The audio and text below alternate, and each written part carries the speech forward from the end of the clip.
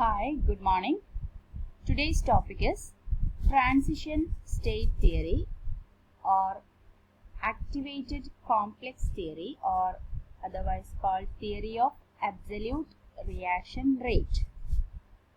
Transition theory was developed by H.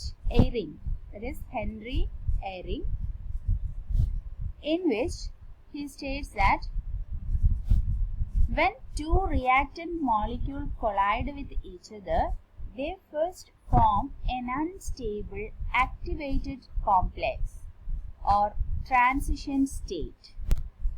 Transition state theory പ്രകാരം നമ്മൾ രണ്ട് മോളിക്യൂള് കൊളൈഡ് ചെയ്യുമ്പോൾ, നമ്മൾ നേരത്തെ കൊളീഷൻ തിയറി ഒക്കെ പറഞ്ഞു കഴിഞ്ഞതാണ്, എനർജിയുള്ള രണ്ട് മോളിക്യൂൾസ് കൊളൈഡ് ചെയ്യുമ്പം അത് പ്രോഡക്റ്റ് ആവുന്നതിന് മുന്നേ they first form an unstable activated complex. അതിന്റെ ഇടയിൽ ഇന്റർമീഡിയറ്റ് ആയിട്ട് ഒരു കോംപ്ലക്സ് ഫോം ചെയ്യുന്നുണ്ട്. റിയാക്ടൻസ് പ്രോഡക്റ്റ് ആയി മാറുമ്പോൾ അതിന് മുമ്പേ ഒരു ആക്ടിവേറ്റഡ് കോംപ്ലക്സ് അല്ലെങ്കിൽ അതിനെ ട്രാൻസിഷൻ സ്റ്റേറ്റ് എന്ന് പറയും, ഫോം ചെയ്യുന്നുണ്ട്.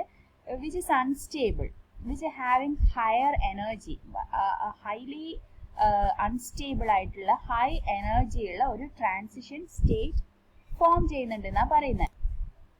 ഈ ഫോം ചെയ്ത ആക്ടിവേറ്റഡ് കോംപ്ലക്സിന് റിയാക്ടൻസിനേക്കാളും പ്രോഡക്റ്റിനേക്കാളും എനർജി കൂടുതലായിരിക്കും. അതേപോലെ തന്നെ this species will be in equilibrium with the reactants. റിയാക്ടൻസുമായിട്ട് ഇക്വിലിബ്രിയത്തിലാണ് ഉണ്ടാവുക. അൺസ്റ്റേബിൾ, ഹൈലി അൺസ്റ്റേബിൾ ആയത് കൊണ്ട് തന്നെ അതിന് വെരി ഷോർട്ട് ലൈഫ് ടൈം ആയിരിക്കും. പെട്ടെന്ന് തന്നെ അത് ഡികമ്പോസ് ചെയ്തിട്ട് പ്രോഡക്റ്റ് ആയി മാറും. ഇവിടെ ഒരു റിയാക്ഷൻ കാണിച്ചിട്ടുണ്ട്, A B plus C. These are the reactance. A ബിയും സിയും കൂടി റിയാക്ട് ചെയ്യുമ്പോൾ ഫോം ചെയ്യേണ്ട പ്രോഡക്റ്റ് എന്ന് പറയുന്നത് എ പ്ലസ് ബി സി ആണ്. ബി സിയുമായിട്ട് കമ്പൈൻ ചെയ്തിട്ട് ബി സിയും എ എലിമിനേറ്റ് ചെയ്യും, അല്ലെങ്കിൽ എ സെപ്പറേറ്റ് ആവുകയാണ് ചെയ്യുന്ന റിയാക്ഷൻ. അതിനു മുമ്പേ എയും ബിയും സിയും അടങ്ങിയിട്ടുള്ള കംപ്ലീറ്റ് റിയാക്ടൻസ് അടങ്ങിയിട്ടുള്ള ഒരു ട്രാൻസിഷൻ സ്റ്റേറ്റ് ഫോം ചെയ്യുന്നു. This compound is called activated complex or transition state, which is highly unstable and which immediately decomposes to form the product. It is called activated complex theory or transition state theory. Next, ഇവിടെ ഒരു reactions കാണിച്ചിട്ടുണ്ട്. Reactance പ്രോഡക്റ്റിലേക്ക് എത്തുന്ന reaction. ഇതിൽ നമ്മൾ റിയാക്ടൻസിന്റെ എനർജിയാണ് ഇവിടെ സൂചിപ്പിക്കുന്നത്. ഈ ഒരു പൊസിഷനിലാണ് റിയാക്ടൻസിന്റെ എനർജി ഉള്ളത്. അതിന് രണ്ട് റിയാക്ടൻസും കൊളൈഡ് ചെയ്യാണ്. ഈ റിയാക്ടൻസ് ഇതുമായിട്ട് കൊളൈഡ് ചെയ്യാണ്. കൊളൈഡ് ചെയ്ത് അത് ഹൈ എനർജി ഓർ ആക്ടിവേഷൻ എനർജിയിലേക്ക് എത്തി. മീൻസ് ത്രെഷോൾഡ് എനർജി കിട്ടിക്കഴിഞ്ഞപ്പോൾ അതൊരു ആക്ടിവേറ്റഡ് കോംപ്ലക്സ് ഫോം ചെയ്തു. ഇതാണ് transition state complex or activated complex എന്ന് പറയുന്നത്. ഇതിന്റെ എനർജി കാണുന്നില്ല, ഹൈ എനർജിയാണ്. റിയാക്ടൻസിനേക്കാളും പ്രോഡക്റ്റിനേക്കാളും ഹൈ എനർജിയിലാണ് ദിസ് ആക്ടിവേറ്റഡ് കോംപ്ലക്സ് ഉണ്ടാവുന്നത്. രണ്ടും കൂടി റിയാക്ടൻസ് കംപ്ലീറ്റ് എല്ലാം കൂടിയുള്ള ഒരു കോംപ്ലക്സ് സ്ട്രക്ചർ ആണ്. ദെൻ ദിസ് കോംപ്ലക്സ് ഡികമ്പോസ് ചെയ്തിട്ട് പ്രോഡക്റ്റിലേക്ക് എത്തുമ്പോൾ എനർജി കുറഞ്ഞു. Okay, this graph is the plot of energy versus reaction coordinate for an endothermic reaction. എന്താണ് endothermic reaction എന്ന് പറയുന്നത്? എനർജി അബ്സോർബ് ചെയ്യുന്ന reaction. that is called endothermic reaction. In the case of endothermic reaction, energy of reactants is lower than that of product. പ്രോഡക്റ്റിന്റെ energy ആയിരിക്കും കൂടുതൽ. That means energy absorb ചെയ്യാണ് ചെയ്യുന്നത്. Energy absorb ചെയ്യുമ്പോൾ reactants energy absorb ചെയ്ത് പ്രോഡക്റ്റായി മാറുമ്പോൾ പ്രോഡക്റ്റിന്റെ energy കൂടുതലായിരിക്കും. ഈ ഒരു റിയാക്ഷനിൽ കാണിക്കുന്നത് ഫസ്റ്റ് റിയാക്ടൻസ് എയും ബി സിയും ആണ് റിയാക്ടൻസ്. അത് കമ്പൈൻ ചെയ്യുന്നു. ഇ ആർ എന്ന് പറയുന്നത് റിയാക്ടന്റിന്റെ energy.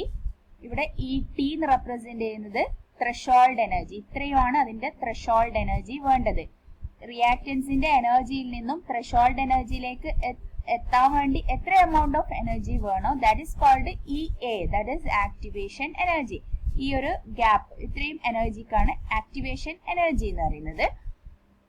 Then reactant molecules collide ചെയ്ത് അതിന്റെ എനർജി കൂടി അവസാനം ത്രെഷോൾഡ് എനർജിയിൽ എത്തുമ്പോഴാണ് ആക്ടിവേറ്റഡ് കോംപ്ലക്സ് ഫോം ചെയ്യുന്നത്. എയും ബിയും സിയും അടങ്ങിയ activated complex form ചെയ്യുന്നു. Then this complex react or decompose to form the product AB plus AB plus C. Okay. ഇതാണ് ഒരു എൻഡോതെർമിക് റിയാക്ഷന്റെ കേസിലുള്ള ആക്ടിവേറ്റഡ് കോംപ്ലക്സ് ഫോം ചെയ്യുന്ന ഗ്രാഫ്. ഓക്കെ, അപ്പം റിയാക്റ്റൻസിന്റെ എനർജിയും പ്രോഡക്റ്റിന്റെ എനർജിയും തമ്മിലുള്ള ഡിഫറൻസ് ആണ് ഡെൽറ്റ ഇ എന്ന് പറയുന്നത് റെപ്രസെന്റ് ചെയ്യുന്നത്. That is delta E is the heat of reaction. EA dash is the activation energy for the backward reaction. എന്ന് വെച്ചാൽ ഈ പ്രോഡക്റ്റ് റിയാക്റ്റൻസ് ആയി മാറാൻ വേണ്ടുന്ന റിയാക്ഷന്റെ ആക്ടിവേഷൻ എനർജിയാണ് EA dash എന്ന് കാണിക്കുന്നത്. EA is the activation energy of the forward reaction. ഇങ്ങോട്ടേക്കുള്ള reaction forward reaction.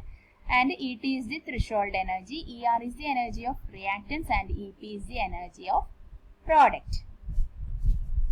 Okay. And next is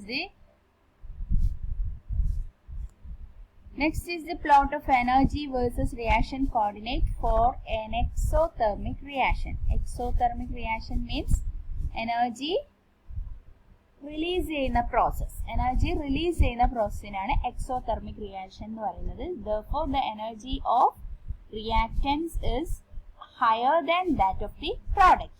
Reactants energy release ചെയ്തിട്ടാണ് പ്രോഡക്റ്റിലേക്ക് എത്തുന്നത്. So, product energy എന്ന് പറയുന്നത് റിയാക്റ്റൻസിനേക്കാളും കുറവായിരിക്കും. ഓക്കെ, ബാക്കിയൊക്കെ സെയിം തന്നെ. ഇതിന്റെ ത്രെഷോൾഡ് എനർജിയിലേക്ക് എത്തി ആക്ടിവേറ്റഡ് കോംപ്ലക്സ് ഫോം ചെയ്യുന്നു. ദെൻ ഡികമ്പോസ് ചെയ്ത് പ്രോഡക്റ്റ് ഫോം ചെയ്യുന്നു. Here EA dash is the activation energy for backward reaction. Here also EA is the activation energy for forward reaction. ഒന്നുമില്ല, ജസ്റ്റ് എൻഡോതെർമിക് റിയാക്ഷനും എക്സോതെർമിക്കും തമ്മിലുള്ള വ്യത്യാസം എന്ന് പറയുന്നത് ഒന്ന് റിയാക്റ്റൻസിന് ഹയർ എനർജിയും പ്രോഡക്റ്റിന് ലോവർ എനർജിയും കാണിക്കണം. എൻഡോതെർമിക് ആകുമ്പോൾ റിയാക്റ്റൻസിന് ലോവർ എനർജിയും പ്രോഡക്റ്റിന് ഹയർ എനർജിയും കാണിക്കണം. അത്രയേ ഉള്ളൂ difference. This is the transition state theory or the activated complex theory. Okay.